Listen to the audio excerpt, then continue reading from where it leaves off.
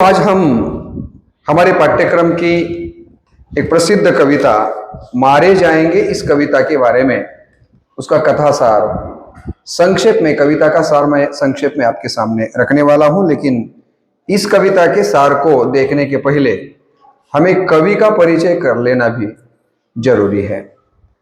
अगर हम इस कविता के कवि का नाम देखेंगे तो राजेश जोशी, इन्होंने ये कविता लिखी हुई है और हमारे हिंदी साहित्य के एक प्रसिद्ध कवि के रूप में राजेश जी को देखा जाता है। ये जो प्रसिद्ध कवि राजेश जी है, इनका जन्म 18 जुलाई 1946 को मध्य प्रदेश के नरसिंह जिले में हुआ है। कहाँ उनका जन्म हुआ है? तो मध्य प्रदेश के नरसिंह जिले में 18 जुलाई 1946 को इनका जन्म हुआ है। आपने जीव विज्ञान में एमएससी की उपाधि प्राप्त की है। इतना ही नहीं तो सोशियोलॉजी, जिसे हम समाजशास्त्र कहते हैं, तो समाजशास्त्र में इन्होंने क्या किया है, एमए की उपाधि भी इन्होंने, यानी कला संकाय में भी इन्होंने ये डिग्री प्राप्त की हुई हमें दिखाई देती है। एक बात यह है कि उन्होंने शिक्षा प्राप्त करते करते ही पत्रकारिता भी करने का काम किया है। पत्रकारिता जैसे मराठी में उसे हम वार्ताहर कहते हैं, जर्नलिज्म जो है ना, तो पत्रकारिता का प्रारंभ इन्होंने किया है। कई दिनों तक इन्होंने अध्यापन कार्य भी किया है।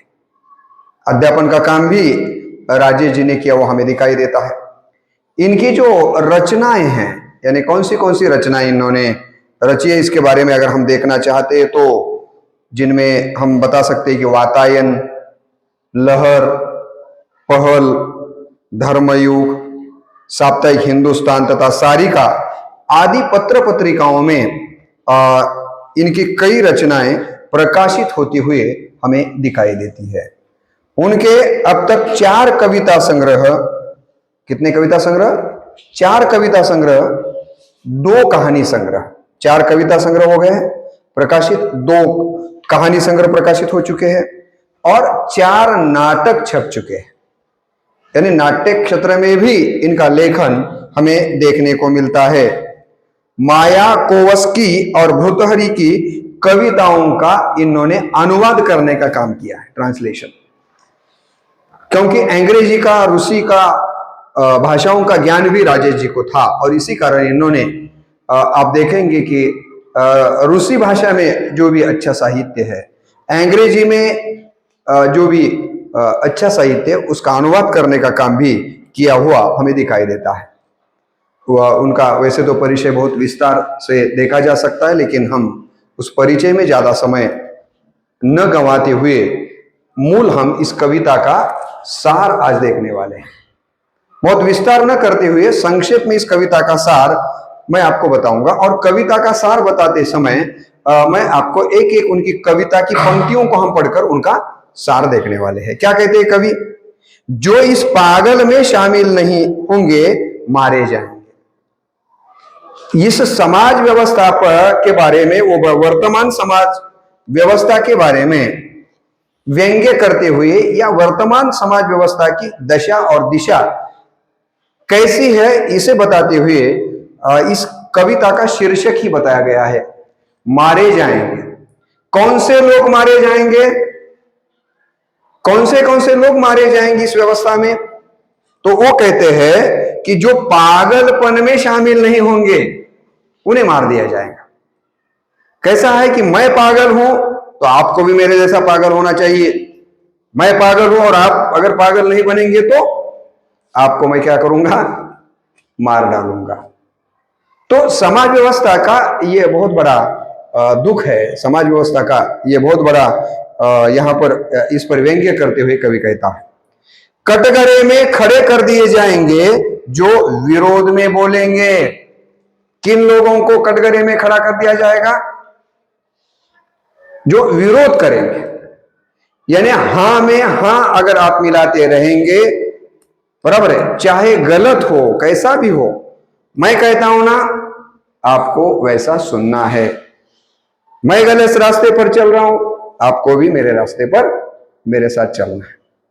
मेरा अगर आप विरोध करोगे तो मैं आपको कटघरे में खड़ा कर दूंगा, चाहे फिर आपके चरित्र के बारे में कुछ कीचड़ उछाला जाएगा, आप पर कई प्रकार के आरोप लगाए जाएंगे और आपको कटघरे में खड़ा करने का काम किया जाएगा अगर आप मेरे विरोध में बोलेंगे तो।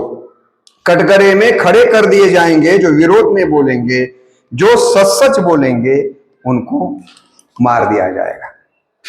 और आज की ही बात नहीं है, सदियों से जिन जिन लोगों ने सच्चाई का रास्ता अपनाया उन लोगों की हत्याएं की गई है। महात्मा बसवेश्वर को आप देख सकते हैं, सोक्रेटिस का उदाहरण भी आपने देखा होगा कि उन्होंने सच्चाई के लिए उनको जहर का प्याला पिलाया गया था। कई ऐसे उदाहरण हैं कि जो भी सच्चाई के रास्ते पर चलते हैं या सत्य के बारे में बोलते हैं तो उनका विरोध किया जाता है, और विरोध करने के बाद भी अगर वो नहीं सुनते तो फिर ऐसे लोगों को क्या किया जाता है, मार दिया जाता है। तो कितनी विडंबना है हमारे समाज की। कह रहे भाई जो सच्चाई पर चल रहा है तो उनकी हमें प्रशंसा करनी चाहिए ना, उनका विरोध करना चाहिए क्या? उल्टे हमें यह सीख देनी चाहिए कि देखो अकेला चल रहा है, सच्चाई के रास्ते पर, अच्छे रास्ते पर चल रहा है, तो उनके उदाहरण आने वाली पीढ़ी के सामने हमें रखने चाहिए। लेकिन ऐसे करने के बजाय क्या किया जा रहा है, यहां जो विरोध में बोलता है, जो सच्चाई के रास्ते पर चलना चाहता है, तो उनको कवि कहता है कि आज के जमाने में उसे मार दिया जा रहा है। ऐसे लोग मारे जाएंगे। वो कहते हैं बर्दाश्त नहीं किया जाएगा किसी की कमीज हो उनकी कमीज से ज्यादा सफेद। बहुत सुंदर पंक्तियां। क्या कहता है कवि कि मेरे जो कमीज है, मेरी ओर देखो कैसी है, सफेद है। आपकी भी कमीज कम से कम मेरे सफेद जैसी ही होनी चाहिए। मुझसे ज्यादा सफेद अगर आपने कमीज पहनी तो आपकी खैरियत नहीं है। यहां राजनीतिक व्यंग्य हमें देखने को मिलता है। मैं भ्रष्टाचार कर रहा हूं ना, आपको भी भ्रष्टाचार, हम भ्रष्टन के भ्रष्ट, हमारे एक व्यंग्य ही था हमारे पाठ्यक्रम में। मैं भ्रष्ट हूं, आपको भी भ्रष्टाचारी होना चाहिए। मेरे कमीज पर अगर दाग है तो आपके कमीज पर भी दाग होने चाहिए। मेरी कमीज से अगर तुम्हारी कमीज ज्यादा सफेद हो गई तो फिर आपको मार दिया जाएगा। मतलब जो गलत रास्ते पर चल रहे हैं, चाहे राजनीति में हो या सदाचार के नाम पर, बहुत बार लोग क्या करते हैं, मुंह में राम बगल में छुरी। मैं मुंह में राम रख रहा हूं और बगल में छुरी रख रहा हूं, तो आपको भी वैसा ही करना चाहिए। आप मेरा विरोध करेंगे तो भी नहीं चलेगा, मेरे विरोध में बोलोगे तो भी नहीं चलेगा, सच्चाई के रास्ते पर चलोगे तो भी नहीं चलेगा। मुझसे ज्यादा आपकी सफेद कमीज होगी तो ये भी मुझे बर्दाश्त नहीं होगा। तो यहाँ राजनीतिक व्यंग्य, आजकल सफेद कपड़े पहनने वाले खादीधारी लोग तो राजनीति में ज्यादातर लोग होते हैं, इसलिए इन पंक्तियों में सफेद कमीज का उपयोग राजेश जी ने किया है, ऐसा हम कह सकते हैं। तो राजनीति में कौन से लोगों को यहां पर महत्व दिया जा रहा है? जो भ्रष्टाचार के द्वारा, गलत काम के द्वारा जल्द में ही अमीर बनना चाहते हैं। और राजनीति में भी अच्छे लोग नहीं है क्या? है। आज भी राजनीति में कई अच्छे लोग हैं, लेकिन ऐसे अच्छे लोगों को कहीं ना कहीं तो कटघरे में खड़ा कर दिया जाता है, कहीं ना कहीं उनकी हत्याएं की जाती है, उनको मार दिया जाता है। ऐसा नहीं करना चाहिए कहते हैं। और इसीलिए मैंने आगे कहा, देखिए क्या कहता है कवि, कटघरे में खड़े कर दिए जाएंगे जो विरोध में बोलेंगे, जो सच सच बोलेंगे मारे जाएंगे। बर्दाश्त नहीं किया जाएगा किसी की कमीज हो उनकी कमीज से ज्यादा सफेद, कमीज पर जिनके दाग नहीं होंगे मारे जाएंगे। कमीज पर क्या होना चाहिए? कमीज का मतलब है चरित्र। कमीज, सफेद कमीज का मतलब क्या है? चरित्र। सफेद कमीज का मतलब है, आपण म्हणतो ना, या माणसाच्या, आपण मराठीमध्ये म्हणतो की या माणसाच्या आयुष्यात एक सुद्धा डाग भ्रष्टाचाराचा डाग लागलेला आपण म्हणतो ना मराठीमध्ये. इसका मतलब क्या है कि निष्कलंक चरित्र है, बहुत ही चरित्रवान व्यक्ति है, इसे सफेद कमीज कहा जाता है. लेकिन ऐसे व्यक्ति आज के जमाने में चलते हैं क्या?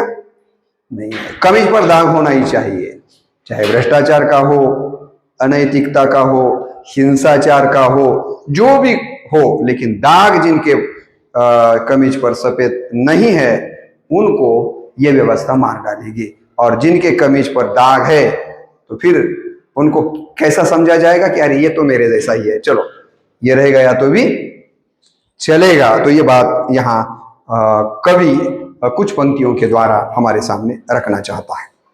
दूसरी आगे क्या कहता है कवि, देखिए, धकेल दिए जाएंगे कला की दुनिया से बाहर जो चारण नहीं. अब कला क्षेत्र के बारे में कहा है. कला का मतलब चाहे वो फिल्म का क्षेत्र हो, संगीत का क्षेत्र हो, है कि नहीं, जो जो भी कलाएं बताई गई है ना, उन कलाओं में काम करने वाले कलाकारों को भी क्या करना चाहिए? चारण बनकर रहना चाहिए. चारण का मतलब है प्रशंसा करने वाले.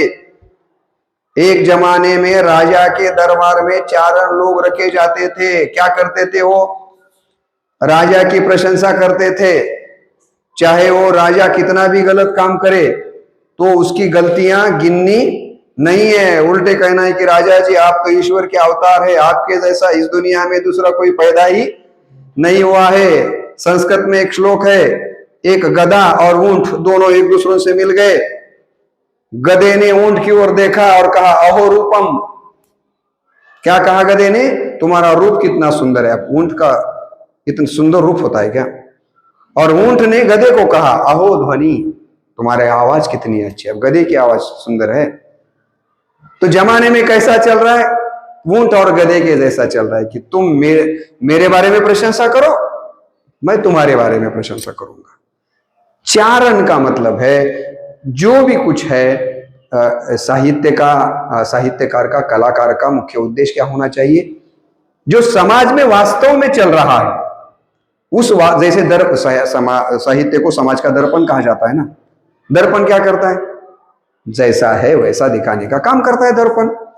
साहित्य को भी क्या करना चाहिए? कलाकार को क्या करना चाहिए? समाज में जो चल रहा है, चाहे वो भ्रष्टाचार हो, हिंसाचार हो, अत्याचार हो, जो भी कुछ हो, बराबर है, उसे जैसे के वैसे कला के द्वारा व्यक्त करना चाहिए. अगर एक आधा ईमानदार कलाकार सच्चाई को जैसे के वैसे अपने कला के द्वारा व्यक्त किए करेगा, चापलूसी नहीं करेगा, चारण नहीं बनेगा, तो उसे ये व्यवस्था क्या करेगी? मार डालेगी. आपको कला के क्षेत्र में अगर जीवित रहना है तो आपको चापलूसी करना, चारण होना जरूरी है. तो देखिए व्यवस्था कैसे सड़ रही है. व्यवस्था क्या हो रही है? सड़ रही है. और ये किसी भी देश के लिए, समाज के लिए घातक होती है बात. और इसीलिए कवि कहते हैं कि धकेल दिए जाएंगे कला की दुनिया से बाहर. कला की दुनिया में उनको रहने नहीं दिया जाएगा. जो चारण बनकर काम नहीं करेंगे, गलत बातों की प्रशंसा नहीं करेंगे, तो उनको कला के क्षेत्र में रहने दिया जाएगा क्या? नहीं, उन्हें कला के क्षेत्र से बाहर धकेल दिया जाएगा. जो गुण नहीं गाएंगे मारे जाएंगे. गुण गाना चाहिए, गुण गाने चाहिए, गलत क्यों ना हो. हम भी उस दिन गायकवाड़ ने मुझे कहा था कि सर ऐसा कैसी है ये व्यवस्था कि गलत को भी गलत हम नहीं कहते. एक आधा कार्यक्रम होता है तो उस व्यक्ति क्या गुणगान ही किया जाता है, चाहे उसमें कितनी भी दोष हो. ये एक प्रकार का चारण का काम करना ही है. तो हम अगर किसी के गुण नहीं गाएंगे तो व्यवस्था से आपको क्या किया जाएगा? एक तो बाहर धकेल दिया जाएगा या आपको मार दिया जाएगा. मारने का मतलब खून करना ही नहीं है. मारने का मतलब है आपकी उपेक्षा करना. लक्षात आया? क्या है मारने का मतलब? आपको दुनिया से खत्म करना. इतना ये भी एक अर्थ है, लेकिन दूसरा अर्थ यह है कि आपकी उपेक्षा करना, आपकी ओर ध्यान ही नहीं देना. आप कलाकार है और बहुत सारे कार्यक्रम हो रहे, लेकिन आपका कहीं पर नाम आएगा नहीं, आपको कहीं पुरस्कार नहीं मिलेगा, एक प्रकार से आपको मार ही दिया गया ना। तो हाँ, व्यवस्था से। अब देखिए आगे क्या कहते हैं, धर्म की ध्वजा उठाने जो नहीं जाएंगे जुलूस में। यहां राजनीति के बारे में, कमीज के बारे में पहला व्यंग्य उन्होंने किया। कला के क्षेत्र में भी कैसा आपको बर्ताव करना है वर्तमान में, ये बात इन्होंने यहां पर बताई। तीसरी जो बात इस देश के धर्म व्यवस्था के बारे में बताते हैं। धार्मिक क्षेत्र में भी अगर आपको यहां जिंदा रहना है, इस व्यवस्था के साथ अगर आप रहना चाहते हो ना, तो आपको क्या करना पड़ेगा, कहते हैं धर्म की ध्वजा उठानी पड़ेगी। दूसरे का अगर एक धर्म का झंडा अगर 10 बाय 10 का है, तो आपको आपके धर्म का झंडा 20 बाय 20 का बनाना होगा। और धर्म के नाम पर गलत चल रहा है तो भी गलत चल रहा है ऐसा नहीं कहना है। एक धर्म का ध्वज उठाकर दूसरा धर्म वाला और पहले धर्म वाले दोनों में अगर झगड़े की स्थिति निर्माण हो, तो भी ऐसे जुलूस में हमें जाना ही चाहिए। अगर ऐसे जुलूस में हम नहीं जाएंगे और धर्म का ध्वज उठाएंगे नहीं, तो ये व्यवस्था हमें बाहर निकाल देंगी, मार डालेगी। कितनी बड़ी विडंबना है। ऐसा नहीं होना चाहिए। जो बात मुझे पसंद नहीं है, उस बात का मुझे विरोध करना चाहिए। लेकिन ये व्यवस्था ये अनुमति नहीं दे रही है हमें। उल्टे ये व्यवस्था हमें क्या करती है, मजबूर कर रही है कि नहीं, आपको भी क्या करना पड़ेगा, धर्म की ध्वजा उठानी ही पड़ेगी, जुलूस में जाना ही पड़ेगा। अगर नहीं जाओगे तो आगे कहता है कभी गोलियां भून डालेंगी, गोलियां भून डालेंगी, उन्हें काफिर करार दिए जाएंगे। आपने देखा ना, यहां पर कई ऐसे लोगों की खून हो गए ना 5-10 साल में। आपने देखा कि जिन जिन लोगों ने धर्म का विरोध किया उन पर गोलियां चलाई गई, और जिन्होंने गोलियां चलाई उनको आज तक पकड़ा गया है क्या? नहीं पकड़ा गया।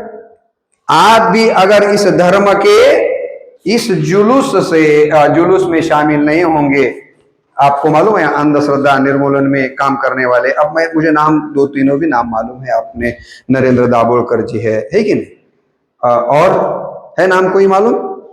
कौन बताइए, आने दो अंदर। किन किन लोगों को मार डाला धर्म का, यानी अंधश्रद्धा के बारे में जिन लोगों ने बात कही? हाँ, नरेंद्र दाभोलकर जी का खून हुआ, अभी तक उनके खूनी को पकड़ा नहीं गया है। तो ऐसे कई उदाहरण हैं। कलबुर्गी को मार दिया गया, मालूम है ना आपको? कलबुर्गी ने वही बात कही थी, उनको भी मार दिया गया। अगर आप धर्म के जुलूस में शामिल नहीं होंगे, झंडा नहीं उठाएंगे आप, तो आप पर गोलियां चलाई जा सकती है। इतना ही नहीं तो धर्म से आपको काफिर कहा जा सकता है। काफिर कहा जा सकता है, पापी। आप धर्म के विरोधी आपको करार दिया जा सकता है, और आपकी उपेक्षा की जा सकती है, आपको एक प्रकार से मार दिया जा सकता है। तो कैसी विडंबना है हमारे समाज की। और आगे क्या कहता है, अंत में कवि क्या कहता है, देखिए, सबसे बड़ा अपराध है इस समय निहत्य और निरापराध होना। सबसे बड़ा अपराध कौन सा है आपका? यानी ये समाज व्यवस्था का चित्र, वर्तमान समाज व्यवस्था का चित्र व्यक्त करते हुए कवि एक प्रकार से चिंता ही व्यक्त कर रहा है हमारे सामने, चिंता व्यक्त कर रहा है। क्या कहता है कि आज के वर्तमान के समाज व्यवस्था में सबसे बड़ा अपराधी कौन है? जिनके पास शस्त्र नहीं है, निहत्ता है, या जो ऐसे लोगों के साथ में नहीं रहता, ऐसा वो निहत्ता बन गया है। और निरपराध होना, आप देखेंगे कि राजनीति में ऐसे कई लोग हैं कि जेल में हैं और चुनकर आ जाते हैं। अगर आप किसी भी क्षेत्र के लोगों की, विशेषतः राजनीति के क्षेत्र में आप देखेंगे, तो कितने ऐसे सांसद है कि नहीं, कि जिन पर कई अपराध के केसेस चल रहे हैं। जमाने में उन लोगों को महत्व समाज दे रहा है जो अपराध करते हैं। आपको भी ऐसे समाज में अगर रहना है तो आप अगर निहत्थे रहोगे, अगर आप पर किसी भी प्रकार का अपराध नहीं होगा तो नहीं चलेगा। यानी एक प्रकार से मजबूर करने वाली स्थिति निर्माण हो गई है, और जो अपराधी नहीं होंगे उनको क्या किया जाएगा, तो इस समाज व्यवस्था में मार डालने का काम किया जा सकता है। और इसीलिए कविता के उद्देश्य आपके समझ में आया है, क्योंकि आप इस देश का भविष्य हो, युवा, आप सभी जो छात्र छात्राएं हैं इस देश का भविष्य। और किसी भी राष्ट्र में क्रांति करने का काम कौन करता है? युवक ही करता है। युवा अवस्था ही ऐसी होती है। मैं बार बार कहता हूं कि मौन को इतिहास में बदल सकते हो, पाप को पुण्य में बदल सकते हो। अरे उठो नौजवानों और कर लो अपने भुजा पर भरोसा, ये धरती क्या आसमान बदल सकते हो। बराबर है कि नहीं? ये ताकत किनके पास है? आप लोगों के पास है। लेकिन ये ताकत अच्छे कामों के लिए अगर आप उसका उपयोग करेंगे तो ठीक है। वही ताकत अगर गलत कामों के लिए उपयोग में लाई गई तो ये विनाश भी कर सकती है। यहां अब सारी कविता सुनने के बाद आपके समझ में आया होगा कि आज के समाज में क्या चल रहा है। तो आज के समाज में सच्चाई पर चलने वाले, है कि नहीं, व्यक्ति को यहां कोई महत्व नहीं रहा है।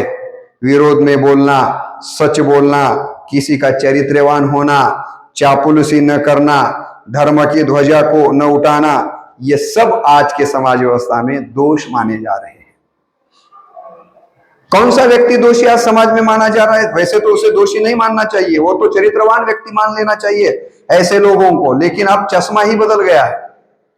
इस समाज व्यवस्था में सबसे बड़ा दोषी कौन है? दोबारा मैं बताता हूं कि जो विरोध में बोलता है, भ्रष्टाचार के विरोध में बोलता है कि नहीं, हिंसाचार के विरोध में बोलता है, ऐसे लोगों को दोषी माना जा रहा है। जो सच बोल रहा है उसे दोषी माना जा रहा है। किसी का चरित्रवान होना भी आज अपराधी माना जा रहा है। चापलूसी न करना भी अपराध माना जा रहा है। धर्म की ध्वजा को जो नहीं उठाता, अंधानुकरण करके धर्म की ध्वजा को उठाना है। विवेक को साबुत रखकर धर्म की ध्वजा उठाने वाले को मार दिया जाता है, और जो हां में हां मिलाता है, किसी भी प्रकार का विचार न करते हुए धर्म की ध्वजा उठाता है, उसे यहां कीमत है। तो कितना गलत हो रहा है हमारे देश में यह सब दोष मतलब सत्य को लकवा मार गया है और असत्य विमान में बैठकर घूम रहा है। ऐसी स्थिति आ गई है इनके साथ। और जो असत्य के साथ रहता है, जो भ्रष्टाचारी के साथ रहता है, जो गलत काम करने वालों के साथ रहता है, उसे महत्व दिया जा रहा है। और ये बताकर कवि वर्तमान के समाज के इस स्थिति को देखकर बहुत चिंतित है। इस सारी कविता व्यंग्य भरी कविता है, बराबर है। व्यंग्य के द्वारा कवि इन सारी बातों को आपके सामने रखकर कह रहा है कि गलत रास्ते पर मत चलो। एक बात ध्यान में रखिएगा कि मार डालेंगे, मरना तो हर एक को है एक न एक दिन, लेकिन इतिहास में उन्हीं लोगों का नाम होता है जो इन गलत सारी बातें जो बताई गई उनके खिलाफ में लड़ता है। अरे शरीर से मर गए तो क्या होता है, विचारों से, चरित्र से तो आदमी जीवित रह सकता है ना। शरीर कोई महत्व की बात नहीं है। और आप देखेंगे कि इतिहास में 10-20 साल आयुष्य मिलने वाले व्यक्ति अजरामर हो गए, और शरीर से 100 साल जीवित रहे लेकिन गलत काम करते रहे, जो बातें यहां बताई गई है। तो ऐसा जीवित रहना कोई जीवित रहना नहीं है। इसलिए आप सभी छात्रों को ये ध्यान देना चाहिए कि ऐसी जो बर्बरता से भरी इस समाज व्यवस्था में हमें सच्चाई का ही रास्ता अपनाना है, चरित्र को छोड़ना नहीं है। और एक बात ध्यान में रखा कि ऐसे ही सारे युवा लोग या सारा समाज ही अगर चरित्र को महत्व देने वाला, सच्चाई को महत्व देने वाला पैदा होगा तो एक न एक दिन सारा समाज चरित्रवान निर्माण होगा। और सारा समाज अगर चरित्रवान निर्माण होगा तो जो अचरित्रवान है उनको ही उपेक्षित किया जाएगा, उनको ही मार दिया जाएगा। बराबर है। दो पंक्तियां हैं, दो पंक्तियों में लोगों को खड़ा किया है, एक चरित्रवानों की है और दूसरी बद चरित्र वालों की है। आज समाज व्यवस्था कैसी है? गलत चरित्र को लेकर चलने वाले लोग ज्यादा हो गए समाज में और अच्छे चरित्र वाले कम हो गए। इसीलिए तो बुरे चरित्र वाले लोग अच्छे चरित्र वाले को मारने का विचार कर रहे हैं। तो कवि को यह अपेक्षा है कि नहीं, हमें इस समाज व्यवस्था में अच्छे चरित्र वाले लोगों को आगे ले जाना है। और इसलिए आप सभी को वो सचेत कर रहे हैं कि इसी चरित्र को लेकर आप आगे बढ़िए। एक न एक दिन हमारा भारत का समाज निश्चित रूप से एक अच्छा समाज निर्माण होगा। बहुत ही संक्षेप में इस कविता का सार मैंने आपके सामने रखा है। अगली वीडियो में हम अगली कविता या कहानी को देखेंगे। आज हम यहीं पर रुकते हैं।